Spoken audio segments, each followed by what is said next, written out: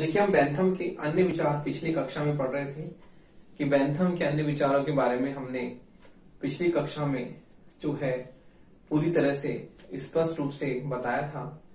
अब है बेंथम के जो है कानून और न्याय व्यवस्था के बारे में विचार। तो देखिए, बेंथम के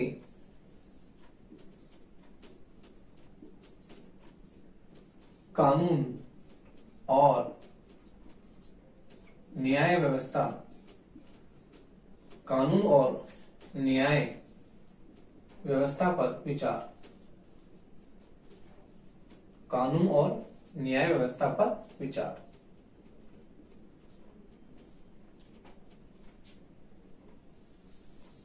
बेंथम के कानून और न्याय व्यवस्था पर विचार। देखिए, बेंथम जो है उसका ये मानना है कि वह तत्कालीन कानूनी पद्धति में सुधार करना चाहता था और उसका ये मानना है कि कानूनी क्षेत्रों में जो पुरानी अंधविश्वास है, पुरानी मान्यताएं हैं, उनका वो खंडन करता है, उनका विरोध करता है और पुरानी अंधविश्वासों को वो गलत मानता है।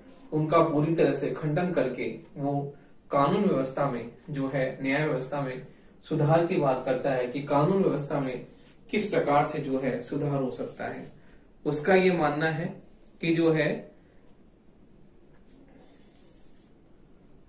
उसने ये बताया है कि जो न्याय व्यवस्था जो है किस प्रकार से तत्कालीन न्याय व्यवस्था की उसने आलोचना की है और उसने ये बताया है कि न्याय व्यवस्था बहुत ही जटिल और अनिश्चित थी और इसमें अधिक जो है समय लगता था। उसने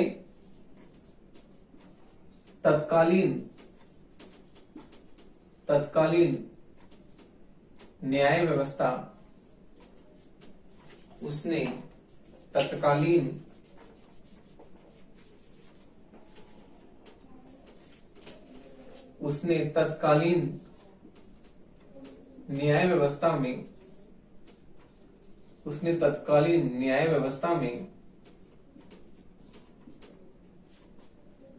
न्याय व्यवस्था में सुधार की मांग की और कहा कि यह न्याय व्यवस्था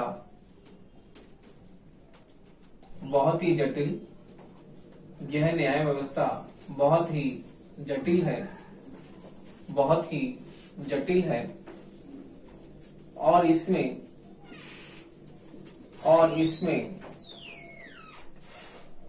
समय का बहुत ही जटिल है और इसमें समय का अपव्यय होता है। समय बहुत ज्यादा लगता है, समय का अपव्यय होता है,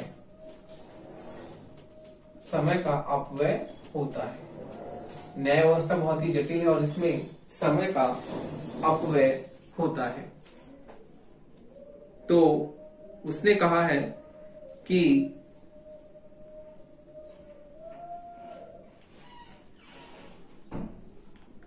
उसका यह मानना है कि न्याय के क्षेत्र में जजों की निरंकुशता पर रोक लगाने के लिए उसने कहा है कि न्याय के विषय में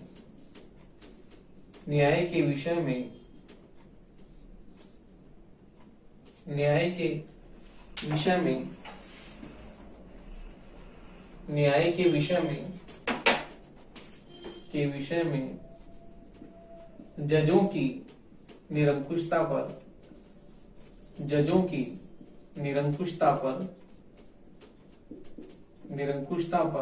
रोक लगाने के लिए, जजों की निरंकुशता पर रोक लगाने के लिए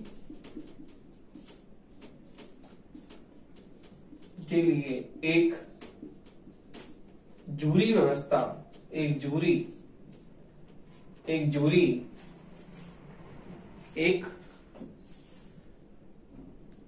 जूरी जो है उसकी जूरी प्रथा का समर्थन की रोक लगाने के लिए एक जूरी प्रथा का समर्थन किया है। एक जूरी प्रथा का समर्थन किया है। किस प्रकार से जो है न्याय दिलाने में उसने बताया कि न्यायिक प्रक्रिया बहुत ही लंबी होती है, जटिल होती है और इसमें समय का अपव्यय होता है, बहुत समय लगता है। कि कई बार ऐसा होता है कि केस जो है तीसरी चौथी पीढ़ी तक चलता रहता है। एक पीढ़ी से शुरू होकर उसका जब न्याय मिलता है तो तीसरी चौथी पीढ़ी जो होती है उसके न्याय से उसे न्याय मिलता है। तो इस प्रकार न्याय व्यवस्था बहुत ही लंबी है, जटिल है, उसमें समय का बहुत बड़ा जो होता है अपव्यय होता है। फिर उसने बताया कि न्याय के विषय में जज जो होते हैं सर्वोच्च होते हैं और जजों की निरंकुशता पर रोक लगाने के लिए उसने बताया कि एक जूरी प्रथा का वो समर्थन करता है कि जूरी प्रथा होनी चाहिए कि जजों की निरंकुशता पर हम किस प्रकार से रोक लगा सकते हैं, तो जूरी प्रथा के द्वारा ही लगा सकते हैं। तो इस प्रकार उसने जो है कानूनी व्यवस्था में जो जटिलता है उसे दूर करने का प्रयास किया और इसी प्रकार उसने न्याय व्यवस्था में भी जो है महत्वपूर्ण बात की। और हम देखते हैं दंड व्यवस्था और जेल सुधार पर बेंथम के विचार।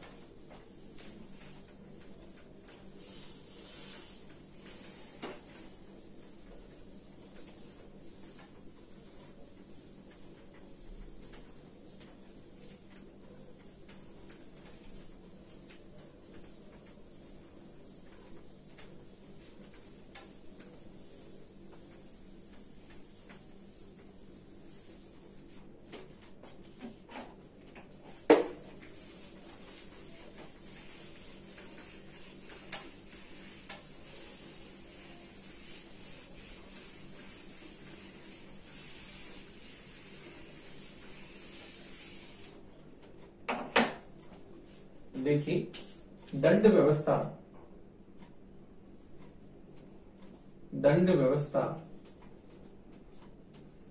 और जेल सुधार पर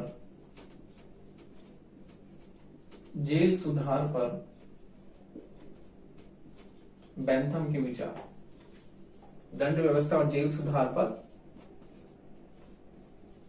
बेंथम के विचार।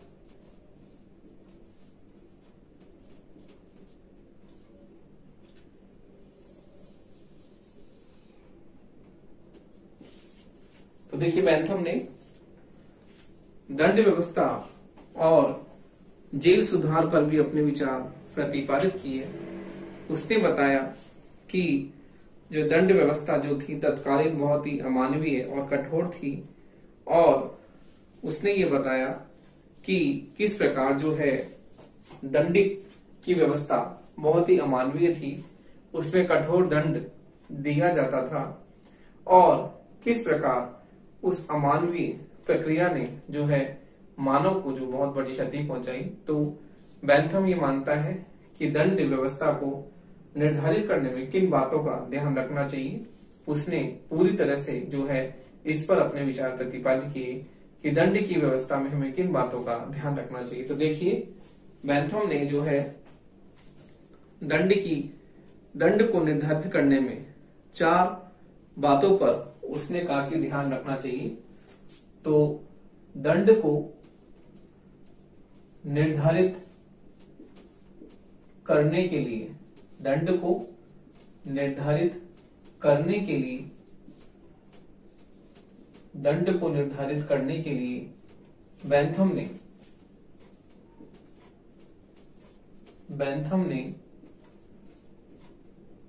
को निर्धारित करने के लिए बेंथम ने 4 बातों पर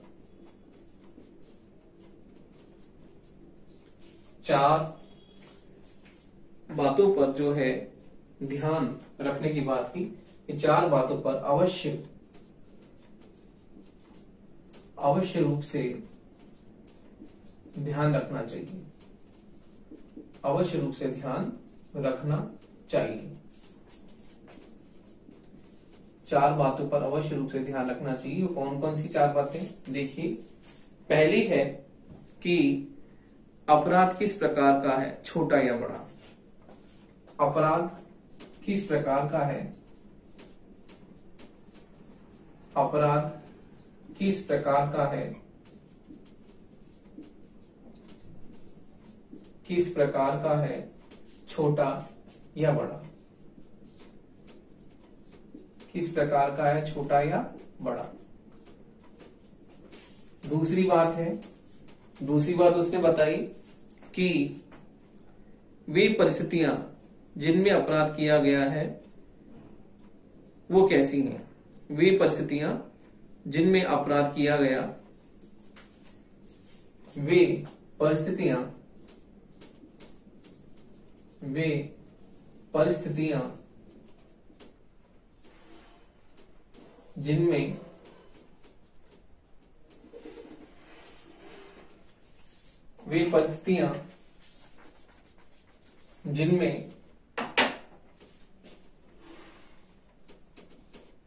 जिनमें अपराध किया गया है। वे परिस्थितियां जिनमें अपराध किया गया है वो कैसी हैं। जैसे कि हम देखें, उदाहरण के लिए कोई भूखा लड़का है या कोई भूखा व्यक्ति है, वो क्या करता है, चोरी करता है, और चोरी करके वो अपना, जैसे किसी की चोरी करके खाना लेकर अपने भूख को मिटाता है, तो वो क्या है, दया का पात्र है। तो इस प्रकार से वो परिस्थितियां तय करती हैं कि जिनमें अपराध किया गया है। जिस प्रकार से यदि कोई भूखा व्यक्ति अपनी भूख शांत करने के लिए यदि वो चोरी करता है तो हम उसे दया का पात्र मानते हैं, तो उसमें दंड का प्रावधान अलग तरह का होगा। तो देखिए, वो दया का पात्र है। अगला है अपराधों का उद्देश्य। अपराधों का उद्देश्य तीसरा है अपराधों का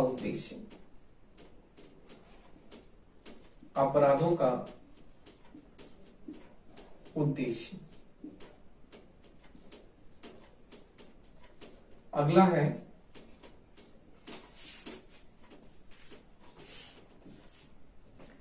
अपराध से किस प्रकार के व्यक्ति को हानि पहुंचती है। अपराध से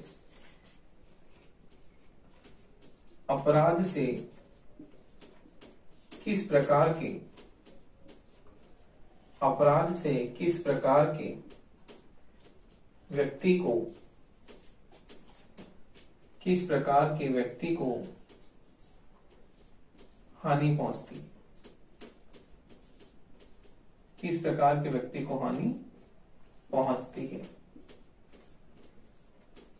तो देखिए, बेंथम कहता है कि दंड के निर्धारण के लिए इन चार बातों को मुख्य रूप से ध्यान में रखना चाहिए। अपराध किस प्रकार का, छोटा या बड़ा। वे परिस्थितियां जिनमें अपराध किया गया है।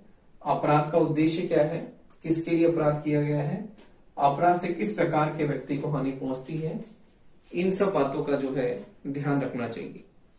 तो देखिए, इस प्रकार बेंथम ने जो है ये बताया कि दंड व्यवस्था को किस प्रकार से सुधारा जा सकता है। उसी प्रकार से उसने जेल प्रशासन में जो है जेल के कैदियों की जो है किस प्रकार से दशा जो है उसने बताया कि बेंथम ने जेल में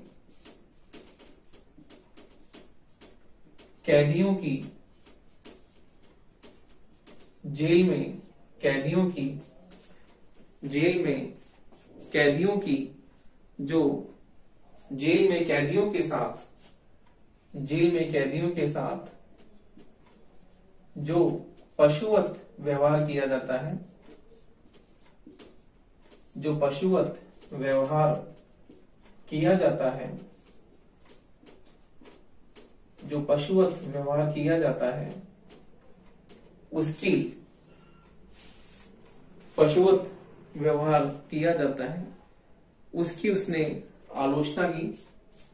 किया जाता है, उसकी उसने आलोचना की।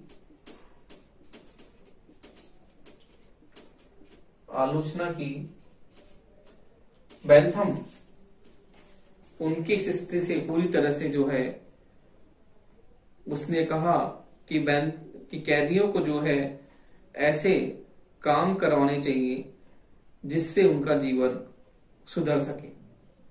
तो बेंथम ने ये कहा कि जो कैदियों के साथ जेल में पशु की तरह व्यवहार होता है, वो पशुवत व्यवहार से उसके मन में असंतोष हुआ और उसने उसकी आलोचना की। उसने कहा कि इस तरह का जो पशु की तरह व्यवहार उनके साथ किया जाता है वो नहीं होना चाहिए। उसने कहा कि जेल में जो है कैदियों को धार्मिक शिक्षा दी जाए, नैतिक शिक्षा दी जाए और उन्हें कुछ ऐसा कार्य किया जाए ताकि जेल से निकलने के बाद में उनका जीवन जो है वो सामान्य जीवन को जी सके।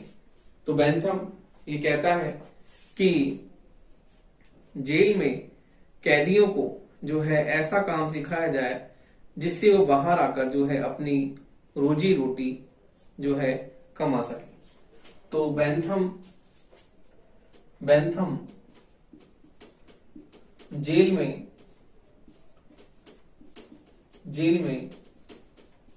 कैदियों को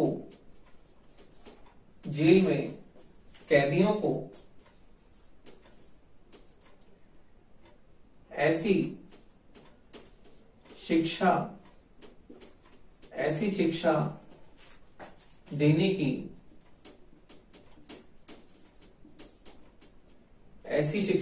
देने की बात करता है जिससे वे जेल से बाहर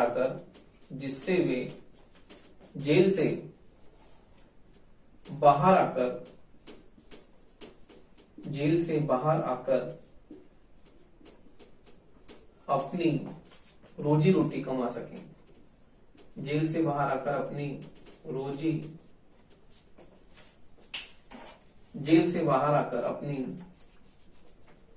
रोजी रोटी कमा सकें, अपनी रोजी रोटी जो है कमा सकें।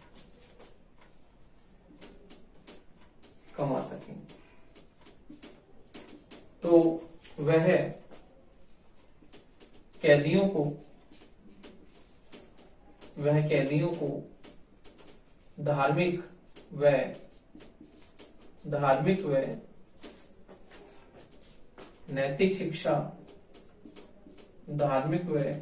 नैतिक शिक्षा देने की बात कहता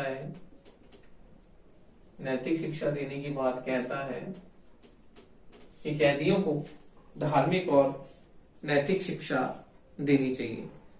इसी प्रकार से जो है वो कहता है कि इस प्रकार जो कैदियों को किस प्रकार हम उनको जब उनका खाली समय उसमें उन्हें लिखा पढ़ा भी सकते हैं और उन्हें शिक्षित करके उनके जीवन को किस प्रकार से सुधार सकते हैं।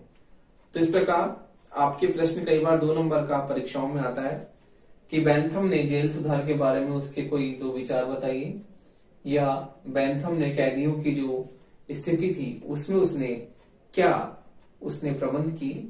तो आता है कई बार जेल सुधार के बारे में उसके कोई 2 विचार आप बताइए। मैंने आपको इसलिए ये बताया है कि जेल सुधार पर आप 2 बात इनमें से कोई भी लिख सकते हैं। उसी प्रकार से दंड व्यवस्था के बारे में उसने जो बताया है वो भी आप कई बार 2 नंबर का प्रश्न आता है, कई बार 5 नंबर का भी आ जाता है। तो बेंथम का जो दंड और जेल सुधार का जो है ये विचार उसके महत्वपूर्ण है। तो उसने ये बताया कि जेल में जो कैदियों के साथ पशुवत व्यवहार किया जाता है वो बहुत ही गलत है। उसने इसकी आलोचना की है, उसने इसकी निंदा की है और उसने बताया कि कैदियों को ऐसी शिक्षा दी जाए जिससे वो जेल से बाहर आकर रोजी रोटी कमा सके। इसी प्रकार वो कहता है कि जेल में कैदियों को जो खाली समय उसमें उन्हें लिखाने पढ़ाने का भी कार्य किया जा सकता है ताकि वो जेल से बाहर आकर अपना सामान्य जीवन व्यतीत कर सके। इसी प्रकार वो कहता है कि जेल में कैदियों को कुछ शिल्प या ऐसी कोई कारीगरी या ऐसी कोई जो है उनको शिक्षा दी जाए, रोजगार की शिक्षा दी जाए जिससे वो जेल से बाहर आकर अपना रोजी रोटी, जब जेल से वो बाहर आए तो अब जेल से बाहर आकर अपनी रोजी रोटी कमा सके और अपना सामान्य जीवन बिता सके। तो इस प्रकार बेंथम के जो जेल सुधार पर और दंड की व्यवस्था के बारे में जो उसके विचार हैं बहुत ही महत्वपूर्ण हैं।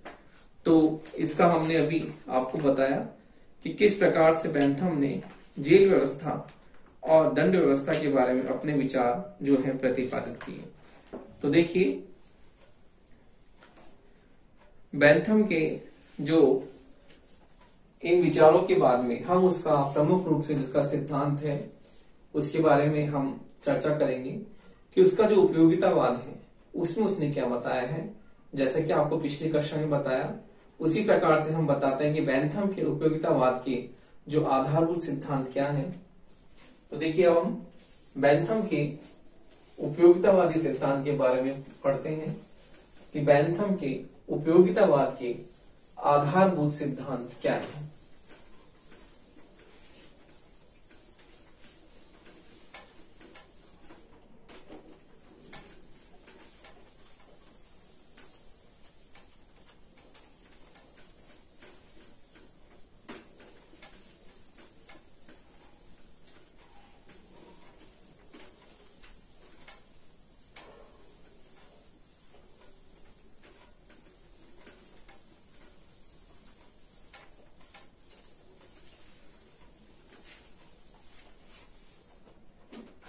देखिए अब है आपका बेंथम के उपयोगितावादी सिद्धांत के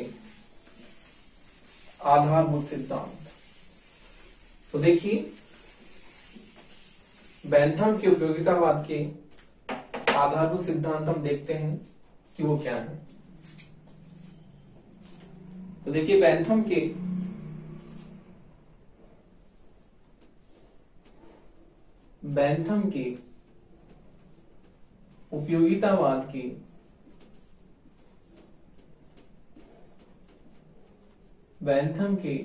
उपयोगितावाद के आधारभूत सिद्धांत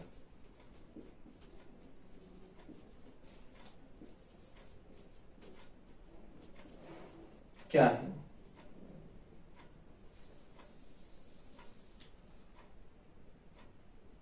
तो देखिए बेंथम के उपयोगितावाद के आधारभूत सिद्धांत क्या है उसके बारे में हम बात करते हैं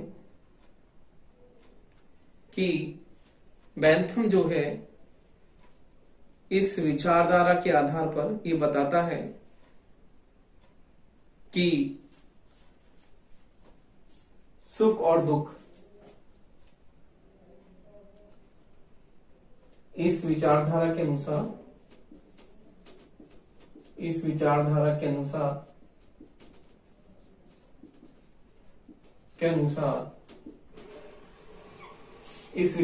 के अनुसार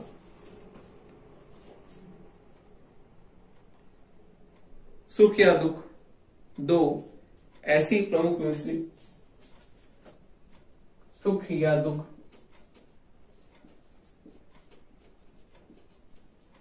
दो ऐसी प्रमुख वस्तुएं हैं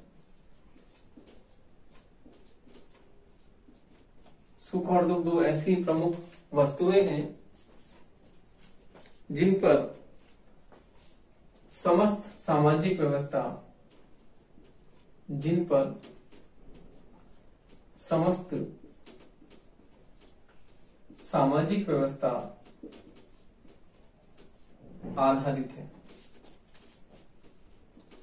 व्यवस्था आधारित है।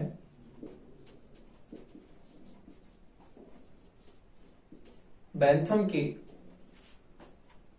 उपयोगितावाद के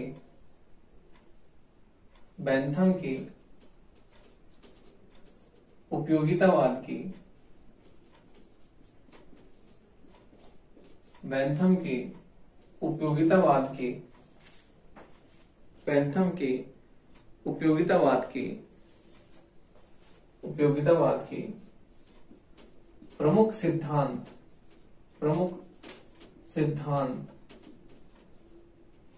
निम्नलिखित हैं।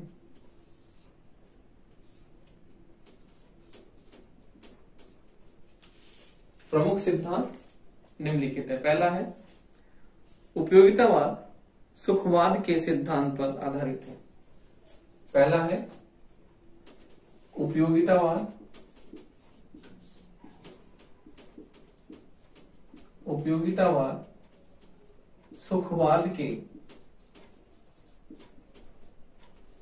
सुखवाद के सिद्धांत पर आधारित है।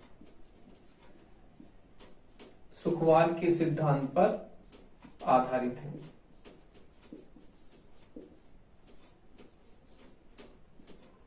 जैसा कि आपको मैंने पहले कक्षा में बताया था कि बेंथम ये मानता है कि सुख और दुख व्यक्ति जो है दो स्वामियों के अधीन है, सुख और दुख, और उसके जीवन में सुख और दुख प्रमुख रूप से उसके जीवन को नियमित करते हैं और व्यक्ति सुख और दुख के अधीन नहीं रहता है। वो अपने जीवन में वही कार्य करता है जो कि उसके सुख की प्राप्ति अर्थात उसके सुख की अभिवृद्धि करे, उसके सुख को बढ़ाए। तो व्यक्ति दो स्वामी के अधीन है, सुख और दुख के। तो इस प्रकार हम ये देखते हैं कि व्यक्ति वही कार्य करता है जिसमें जो कि सुखवाद पर आधारित है। बेंथम का ये मानना है कि व्यक्ति वही कार्य करता है जो कार्य करने से उसके सुखों में उसे अभिवृद्धि प्राप्त होती है, जो उसके सुख को बढ़ा सकते हैं। और व्यक्ति का जीवन इन दो स्वामियों के अधीन रहता है। तो इस प्रकार बेंथम जो है अपने सुखवादी सिद्धांत के आधार पर अपने उपयोगितावादी सिद्धांत को खड़ा करता है और उसका ये मानना है कि व्यक्ति के जीवन में जो सुख है वो बहुत ही महत्वपूर्ण है और व्यक्ति पूरे जीवन में अधिक से अधिक सुख की प्राप्ति में ही लगा रहता है कि किस प्रकार वो ऐसे कार्य करे, वो ऐसा क्या करे। वो अपने जीवन में श्रेष्ठ से श्रेष्ठ कार्य करने के लिए हमेशा तत्पर रहता है कि व्यक्ति अपने श्रेष्ठ से श्रेष्ठ कार्य करे जिससे कि उसके जीवन में सुखों की अभिवृद्धि हो सके।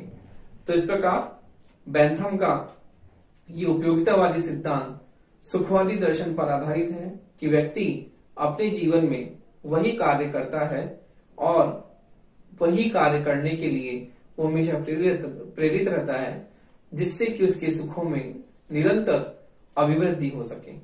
तो इस प्रकार पहला पॉइंट हमने बताया कि उपयोगितावादी सुखवाद के सिद्धांत पर आधारित है। अगला है राज्य का कार्य अधिकतम व्यक्तियों के अधिकतम सुख की साधना है।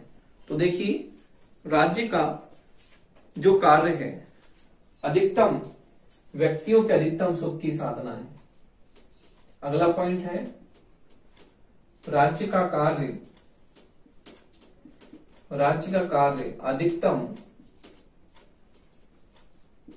व्यक्तियों के राज्य का कार्य अधिकतम व्यक्तियों के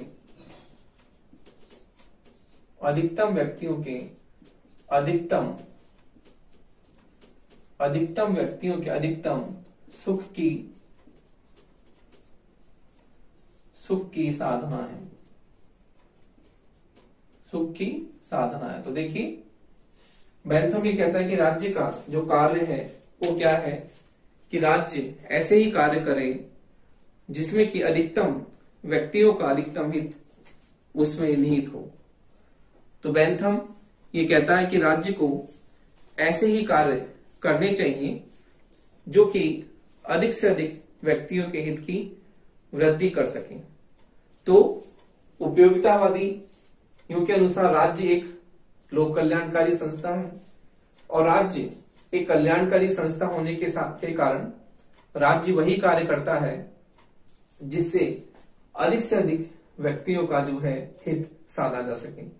तो इस प्रकार उपयोगितावादियों का मानना है कि राज्य एक कल्याणकारी संस्था है और एक कल्याणकारी संस्था होने के कारण राज्य जो है वही कार्य करता है जिससे अधिक से अधिक व्यक्तियों की जो है सुख की प्राप्ति व्यक्ति को हो सके। तो इस प्रकार से बेंथम का यह मानना है कि राज्य का जो है